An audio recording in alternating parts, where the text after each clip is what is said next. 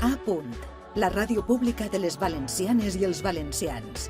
Sintonissa'ns a El racó d'Ademús, 98.6. Silently gazing magic rose, sleepy ruby rose, trio re songs, for me really longs you my big sweetie dreams, sweetie sweet. I morir deu ser deixar d'escriure. Esta frase del llibre Judicis finals de Joan Fuster l'ha feta seua el filòleg, docent i escriptor saguntí Sergi Durbà. Considerat un dels autors actuals més interessants del panorama literari en llengua catalana. La seva passió per la literatura i les nostres arrels es palpa en obres anteriors com Colp a colp, glosses sobre pilota valenciana, Paco Cabanes el genovès, l'heroi esportiu dels valencians, Costumari de records, Camins al sud, Les nostres festes o Amanda. Publicat per Onada Edicions, ens porta avui El cant de les granotes, que es va endur el Premi de Narrativa Vila d'Almassora 2021. Un llibre que, segons ell, li està donant moltes alegries. Pròxima parada, Sergi Durbà.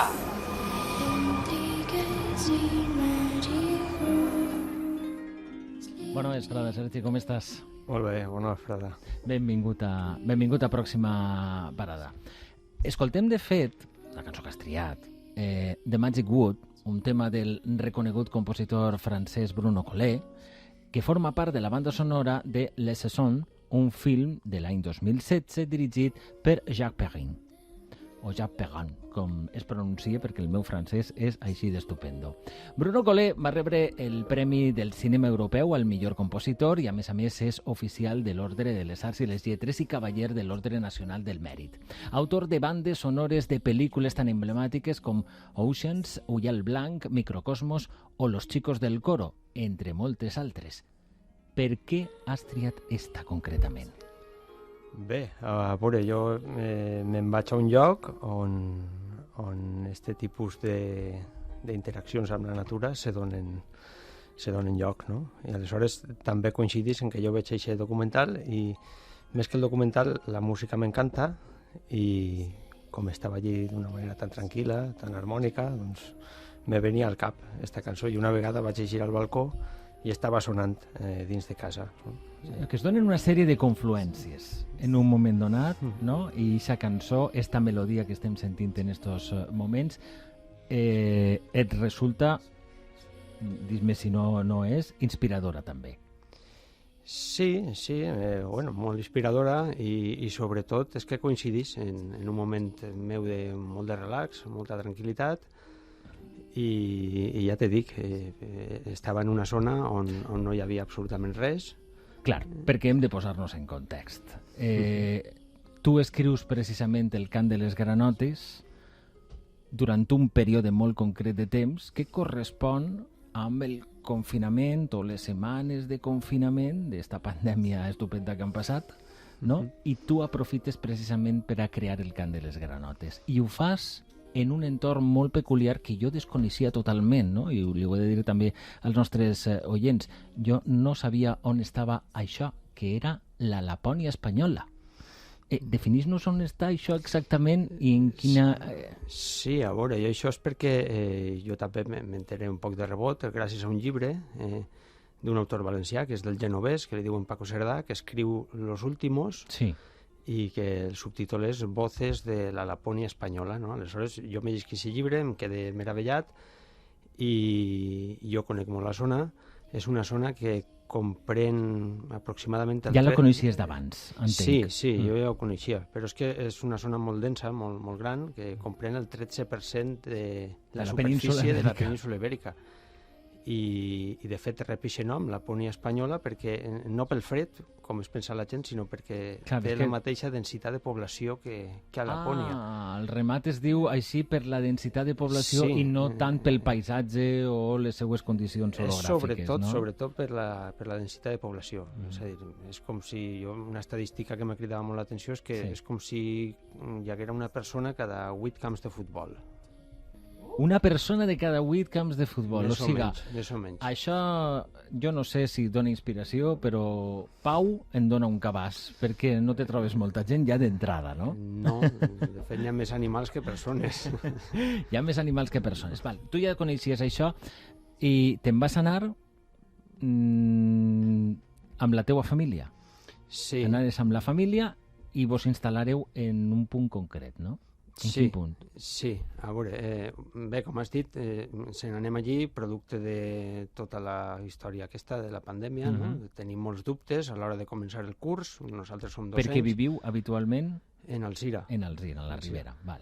I tenim molts dubtes i prenem aquesta decisió d'un dia per un altre. De fet, estàvem estiuejant a Cullera i d'un dia per un altre, diguem, o ens n'anem ja o ja no ho fem, no? I aleshores va ser pensat i fet, que la gent me diu això és una llarga reflexió, però jo dic que no, va ser pensat i fet. D'un dia per un altre agafarem les maletes i ens n'anarem a una zona que està molt prop de Bronchales, que és un poble que es diu Orea, que és el primer poble de la província de Guadalajara. Està a cavall entre Guadalajara i Terol. El que passa que el pròxim poble, que és Orihuela del Tremedal, ja és Terol. Ho dius tu, pensat i fet. Molt valencià, això, Va ser així, és molt valencià. Però, clar, aprofiteu precisament aquest moment i alhora també l'entorn, el context, en aquest cas, també et proporciona les condicions idònies per a crear, no? Sí, de fet jo no ho tenia pensat, perquè jo tinc un blog personal. O sigui, en un principi no estava pensat això. No. Jo de fet anava allí a escriure una novel·la. Jo sempre m'agrada escriure i pensava escriure una novel·la, però quan vaig allí, arribe i me poso a escriure en el meu blog entrades curtes sobre el que veig i sobre el que... Sí, sobre totes les coses que veig per allí, els meus passejos, les coses que passen, i això me crea curiositat i jo vaig escrivint-ho, però quan me n'adone resulta que tinc ja un bon tros escrit publicat en un blog d'internet i arriba a la conclusió que deixo estar la novel·la i me poso a escriure este llibre, no? I hi ha coses que no publique i hi ha coses que me les quede i al final, després de tot l'any, resulta que tenia un llibre com qui no vol la cosa. Sí. I el presentes al premi i el guanyes. Sí. El de Vila d'Almassora, de l'any 2021. Però clar, tot això, com dèiem, ho dèiem adés, no? T'està donant alegries, o moltes alegries, que no te les esperaves o com? No, bé, més que alegries me dona una satisfacció personal, perquè el que he escrit així sóc el primer que s'identifica amb això, no? I de fet, quan la gent te fa comentaris, doncs m'han fet comentaris molt sentits, no? I clar, jo m'he sent molt agraït per això, és que és molt bonic, no? Que t'arriben missatges en diferents xarxes de gent que no coneixes de res, dient que este llibre me digui una dona que l'estava llegint sa mare, no? I que a sa mare li estava encantant perquè i li cobria un buit, no? I li feia estar contenta perquè ho havia passat malament la dona, i que t'ho diguen això a una persona que no coneixes de res, doncs a mi me fa sentir molt orgullós, no? Molt satisfet i molt agraït, sobretot molt agraït. Sobretot l'agraïment, no? L'agraïment és un sentiment molt xulo en aquest cas. Crec que ja ho has explicat d'alguna manera, no? Tot va començar com un bloc d'anotacions, no? Sobre...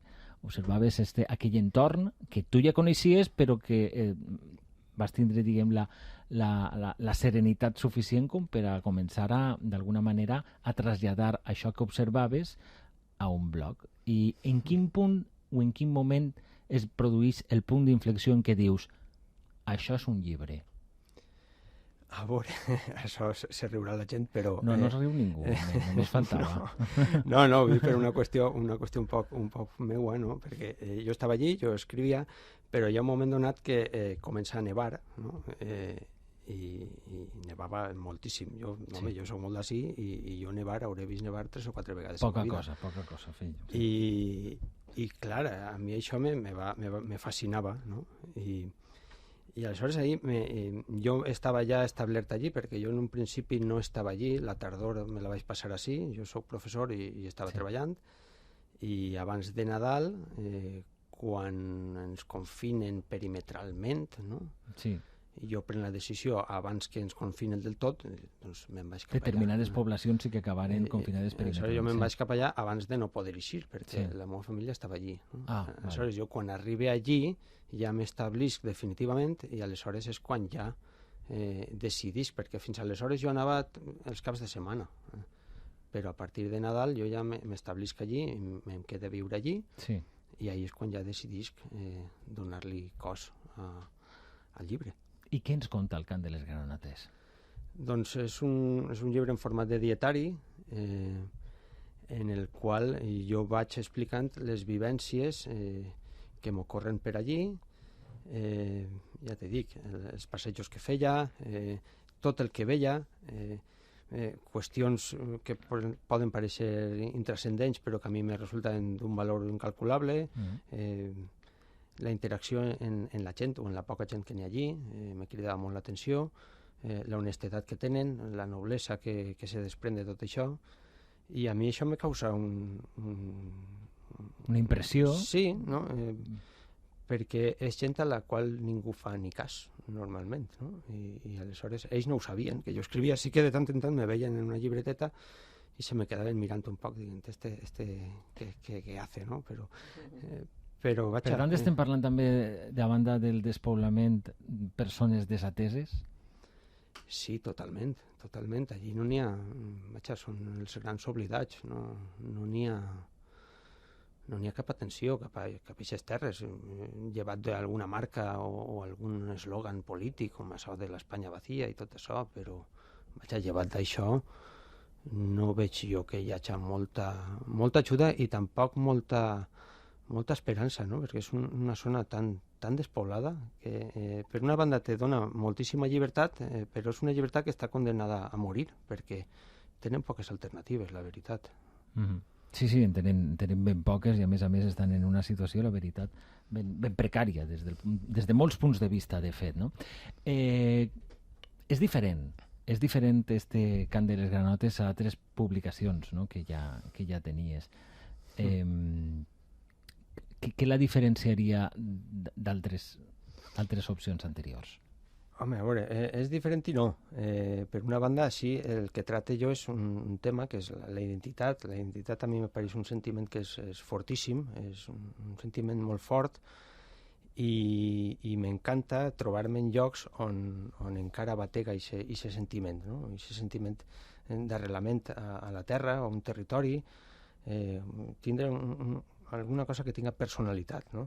I jo això ho veig allí, i també ho tracte en altres publicacions que he fet, en algun cas dedicat a la identitat més mediterrània o més valenciana o catalana per extensió, no? Quan ens referim a la llengua, però bàsicament sí que hi ha un fil conductor en el tema en els temes, els costums, l'antropologia, l'etnologia, la identitat, i després sí que tinc altres coses relacionades i no. Per exemple, jo escric molt sobre pilota. A mi m'encanta la pilota. Jo visito molt, me refugi en els trinquets perquè veig que hi ha molta... Jugues també? No, soc aficionat. Alguna vegada he jugat, però bé, soc molt roïn. Home, no. I a més ja tinc una edat per a fer certes animalades, no? Però m'encanta per això mateix, no? I aleshores això me suscita sempre alguna cosa inspiradora, no? Que és el que fa que després escriga, no? I després la novel·la que tinc, que és la que tu has citat, que és Amanda, sí que també gira al voltant de la identitat, en aquest cas de forma novel·lada, i prenen com a referència la mar, no? La mar Mediterrània. Jo m'he criat també en la mar i vaja, sí que hi ha tu eres del Camp de Morvedre. Sí, jo sóc de Sagunt. El que passa que no visc allí, però sí, jo visc allí. Sóc d'allí, sí.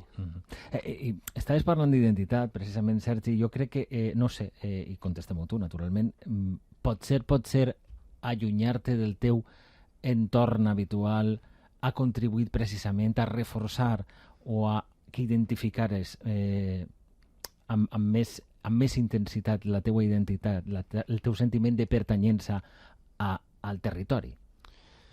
No ho sé, no crec, perquè jo soc molt d'ací i de fet jo tenia dubtes d'anar allà. A este territori m'estic referint. El fet d'haver-te'n anat juny, no, per contrast.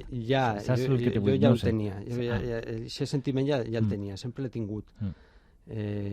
Anar-me'n allí, jo mentre estava allí no m'oblidava d'ací, encara que de vegades estant ací tinc com una relació d'amor-odi, no? Perquè me considero molt d'ací, estic molt arrelat a este territori, però d'altres vegades me dol veure certes coses que no em quadren, no? Quan me'n vaig fora i veig que hi ha també aquest sentiment identitari, doncs m'identifique. I d'una altra banda també és el que dius tu, no? Me'n recorda també del que tenim per ací. No? I com has aconseguit plasmar aquestes vivències, aquest entorn, les persones, la filologia o el fet social en este dietari del qual estem parlant, que és el cant de les granotes, i transformar-ho en un producte literàriament interessant? És complicat, però jo el que faig és dia a dia de coses que són molt menudetes, que ningú li dona gens de transcendència, jo faig alguna cosa més gran, no? I aleshores, a partir d'ahir, vaig fent un text, no? És agafar allò xicotet per a explicar allò més gran, no? Allò minúscul, allò que ningú atén, no? I donar-li un valor. La resta ja no sé. La gent me diu que se llegeix d'una manera molt fàcil, i això a mi m'alegra, perquè... Això és molt bon símptoma, no? Perquè el que crec que és important és que transmetre alguna cosa, no? I això val per a qualsevol àmbit de la vida, no? Si tu transmets o te creus el teu ofici, no? El que estàs fent, en aquest cas escrivint, jo crec que després el públic això ho veu i s'identifica amb això, no? I jo crec que en este llibre se veu més que en els altres, no? Encara que sempre intente això, perquè sóc el primer que em crec el que escric, no? És fonamental, no, això? I això ja t'he dit, és que jo crec que el que fa és transmetre unes sensacions que la gent s'identifica amb elles, no? Abans parlaves de pilota i clar, has treballat molt precisament tot l'argumentari que hi ha al voltant del nostre esport. Has recuperat, de fet, un vocabulari important i, de fet, has fet un glossari, una gran tasca, no?, de recuperació de memòria lingüística i de vertebrar d'alguna manera també a través de l'esport, no?, i de forma divulgativa, per a que en quede constància. Sí, a veure, jo col·laborava en un mitjà que es deia Pilota Viu. Me donen la possibilitat d'una secció de ràdio en una ràdio local, d'ací al costat, crec que era Ràdio Godella, i jo feia una franxeta de 2 minuts amb la qual explicava una expressió de la pilota que haguera passat al llenguatge popular, no? És a dir, que hi ha gent que utilitza aquestes expressions sense haver xafat mai un trinquet, però les utilitza amb tota naturalitat. I en aquest sentit és el més novedós, no? Perquè han traspassat la frontera, no?, de l'esport, no? Sí, són expressions que ultrapassen la frontera del joc, no? I jo el que faig és un xicotet glossari, que és un text assagístic, no?, on explique tot el que n'hi ha al voltant d'aquesta parauleta. També s'havia d'ajustar a una franja horària, a una franja de 2 minutets. Clar, parlem d'expressions que han travessat precisament, no?, la frontera de l'esport, perquè clar, tot el món coneix de forma molt habitual de va de bo cavallers, o vull dir, hi ha determinades expressions, però n'hi ha altres que si no és a través d'aquest exercici que has fet no quedaria constància de totes elles, no? Sí, n'hi ha moltíssimes. De fet, n'hi ha algunes que jo ni les coneixia i les he sentit a gent que que ja t'he dit, que no he anat mai a un trinquet. Hi ha algunes altres que me cridaven l'atenció. Mira, ara mira una que és una paraula que és granera, que és una paraula molt valenciana. Granera? I en el context de la pilota? Clar, en el context de la pilota la gent diu això que és una granera, no? I una granera és un jugador de baixa qualitat. No? Què dius? Sí, i aleshores sempre es deia que per exemple, no sé si, suposa que sí, en el trinquet de Pelayo, no? Les 4 fotografies que n'hi ha dalt, o les 5, no me'n recordo, dels més grans pilotaris de la història, no? Ahí no hi ha graneres. No, però el criteri pel qual aquests pilotaris estan ahí fotografiats és perquè han sigut capaços de guanyar una partida només acompanyats d'una granera, és a dir, acompanyats d'un pilotari de baixa qualitat, no? Contra els 3 millors. No? Aquesta paraula, que és molt genuïna, no? Del valencià, sí. Explica aquest criteri, no? I el criteri pel qual... O sigui, si estan les fotos allà és perquè han sigut capaços de guanyar una partida important contra els 3 millors. Contra els 3 millors, acompanyats d'una granera. D'una granera, és un jugador de poca qualitat. qualitat. No sé com se sentiran les graneres que van acompanyar precisament aquestes persones que estan penjades, perquè clar, és que, vull dir, no ha de ser agradable que diguin granera, no? No, però la gent m'ho diu, per què estan ells ahí? Sí, si tu fas l'explicació. És molt curiós. A banda, això ho feia el mateix trinqueter de Pelayo, ho deia, no? Ells estan ahí perquè jugaven acompanyats d'una granera. Caram. Eres aficionat a la pilota, no cal dir-ho. Què destacaries d'una figura com, per exemple, Paco Cabanes, el genovès, protagonista precisament d'un dels teus llibres?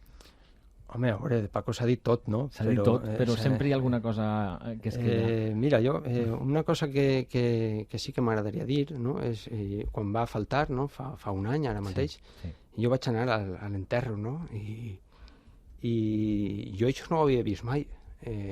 Eixa mostra de gratitud cap a una persona, no? I això és una cosa que no en la vida havia vist. Jo, de fet, ho estic dient i m'aborrone, no? És una cosa bàrbara, no? Això no ho havia vist en la vida. Eixa gratitud, eixa agraïment cap a una persona, vaja. Això posa de manifest també el valor humà, no? D'una persona, no? Quan trobes al final de la teva vida aquest reconeixement, aquest agraïment, es posa de manifest d'alguna manera que has tingut una qualitat humana que l'ha generada, no? Sí, de fet, mira, te diré una anècdota. Jo me n'anava de vacances eixe mateix dia, no? I estaven les maletes fetes, aleshores me vaig assabentar que havia faltat, i li vaig dir a la meva dona i al meu fill que ja aniria demà. Que lo primer és lo primer. I si s'havia d'acudir al soterrar, aniria al genovès i vaig, ja te dic, una cosa que jo no, en la vida havia vist una cosa així, no? I dona una bona idea de qui era aquesta figura. De qui era esta persona. En fi, Sergi, tu saps si han arribat les espies radiofòniques a la Lapònia espanyola? Uf, no ho sé. Perquè així en tenim una. T'ho dic perquè nosaltres en tenim una que és com la Mare Noel, no?, del pròxima parada. Li diuen Gemma Juan, la tens ací, i es dedica a investigar els nostres convidats per les xarxes socials i també per internet, i de fet és experta en traure les faltes a la pilota. Què t'ha paregut? L'espia Juan.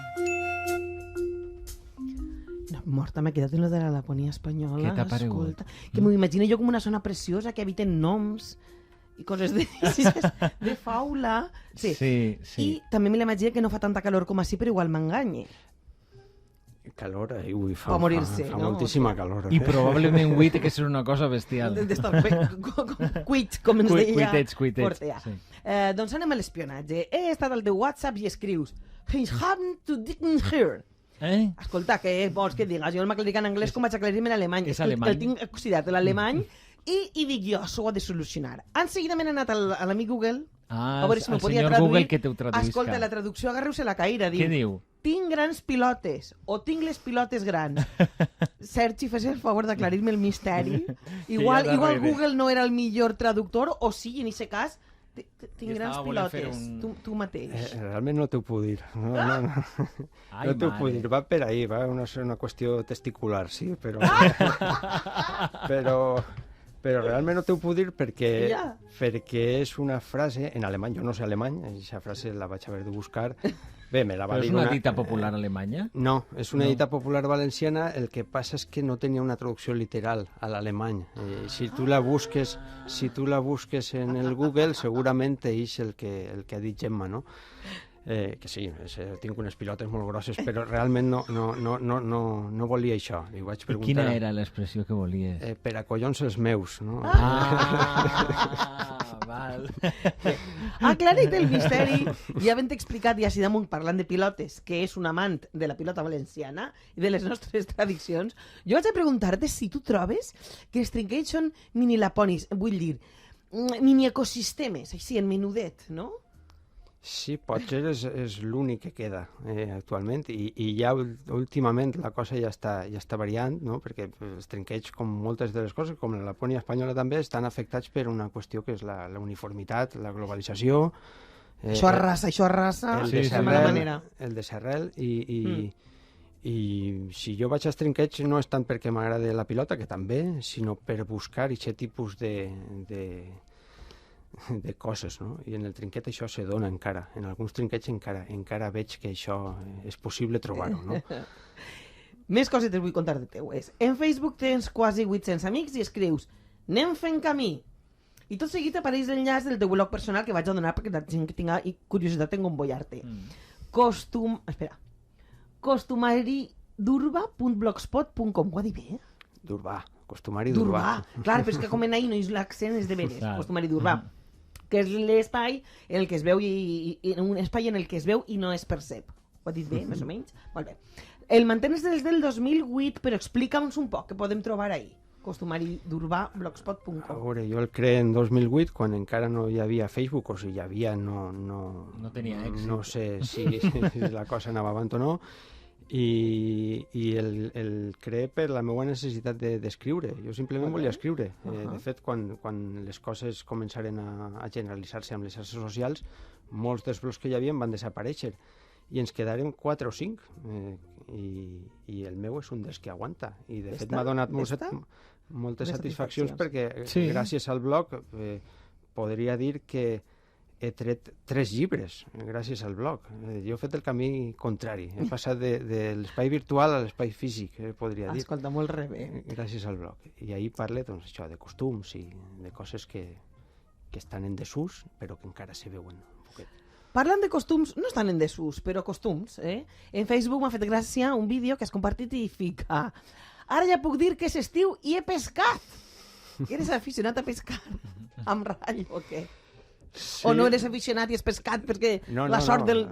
sí. La cosa és seriosa, perquè sí, que jo sí, tinc un ratll i me va ensenyar un home de prou de Sagunt, de les Valls, i dic, si us està sentint de sol estarà vinga la risa, però...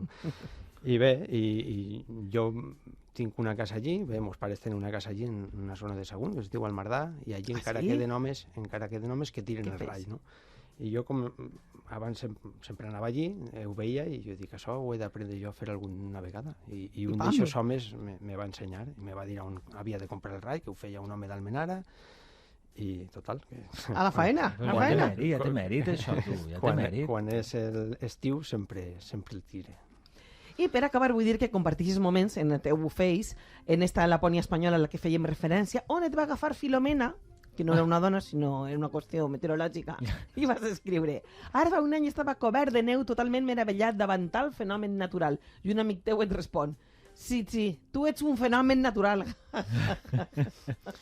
Sí, no, a veure, Quin fred ho faria, no és per res. Estava molt pesat jo en el tema, perquè ja t'he dit, com jo la neu l'havia vist apenas 3 o 4 vegades en ma vida, clar, de sobte me veig en neu fins als camals, no? I dius, uf.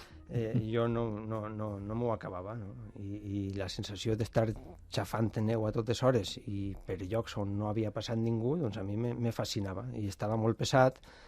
I els meus amics, doncs, com són sorneguerets, m'anaven contestant i m'anaven dient aquestes coses, sí. Repetiràs l'experiència o què? O la repetiries? Ara és complicat, però ara soc, com molts dels que tenen allí una segona residència i van de tant en tant, no? Ara, de fet, jo estic ara a Tavernes de la Valldigna, en la meva família, i d'ací 15 dies ens n'anem allí. Ah, perquè ho a fugir cap allà. Sí, molt anem bé, allí. molt bé. Doncs ja estaria, m'ha portat bé, eh? T'has portat Que jo com a espia a fenomenal. voltes Ella és d'escarbar a muntó. Gràcies, Gemma. Sergi, gràcies a tu per vindre i per portar-nos tots els detalls d'aquest cant de les granotes que ha publicat Onada Edicions. Que continuïs rebent bones notícies, per descomptat que sí, i alegries en este llibre i en els que publicaràs segur en el futur. I prenem bona nota de tot el que de fet ens has explicat. Molt Molt bé. amable, moltes gràcies, de veritat. Amable vosaltres, moltes gràcies. Cuida't molt. Adéu. Gràcies, Sergi. gràcies. Adéu.